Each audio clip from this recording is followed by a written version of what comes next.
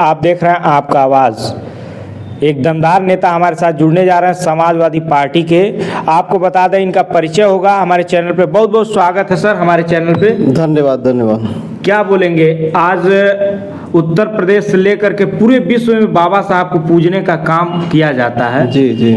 और इस देश का नाम होता है कि जहाँ से बाबा साहब जिस देश से आते हैं, आज दिन बाबा साहब का हमेशा सम्मान हुआ हर देश में। जी। वहीं पे देख लिया जाए, अछूता एक जनपद कुशीनगर में आए दिन मामले निकल के आते हैं, कुछ अराजक तत्वों द्वारा बाबा साहब की मूर्ति तोड़ी। क्या बोलेंगे सर? बाबा साहब जो है हमारे अल्पसंख्यकों और पिछड़ों और दलितों के जी वो भगवान के रूप में हैं, ठीक है ना।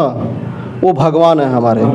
और दलितों और पिछड़ों के और अल्पसंख्यकों के भगवान के ऊपर अगर बीजेपी के गृह मंत्री अमित शाह लोकसभा में अगर उनको अपमानित कर रहे हैं तो ये बताइए तब सरकार के 100 पर ये मूर्तियां तोड़ी जा रही है। जब गृह मंत्री कह रहा है कि बाबा साहब रेड दिखाए कि हम तेली समाज के हैं, वो तो खाली कहते हैं ना कि हम इस समाज के हैं, पिछड़े जो पिछड़ी जात का होता है उसका जाति सर्टिफिकेट बनता है। आज तक उनका जाति सर्टिफिकेट कोई देखा?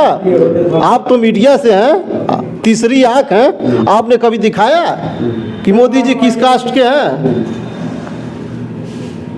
अभी जो बक्सा में कांड हुआ है, अभी जो बक्सा में दलित बच्चों का निर्मम हत्या मिला है, इस पे क्या बोलेंगे? इस पे बहुत निंदनीय है और इसका टोटल जिम्मेदार ये मुख्यमंत्री गृह जनपद है ना। और यहाँ दलितों के साथ इतना घोर अन्याय हो रहा है, हत्याएं हो जा रही है, तो बहुत निंदनीय है। और इसके लिए समाजवादी पार्टी आंदोलन करेगी और कर रही है इस पर। अब इसमें सरकार की नाकामी है ना।